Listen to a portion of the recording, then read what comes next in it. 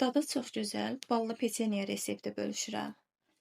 İstifadə edəcəyim ərzaqlardan şəkər tozu, yağ, duz və balı qazana yığıb orta istilikdə yağ əriyənə kimi qarışdırıram.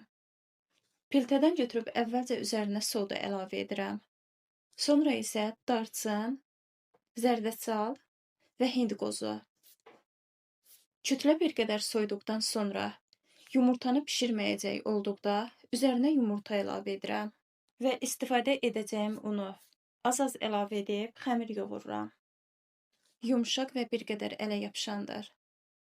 Büküb 1 saat soyuducuda saxladıqdan sonra 3 hissəyə bölüb təxminən 3 mm qalınlığında yayıb kəsirəm və öncədən isidilmiş 170 dərəcədə 5-6 dəqiqə bişirirəm.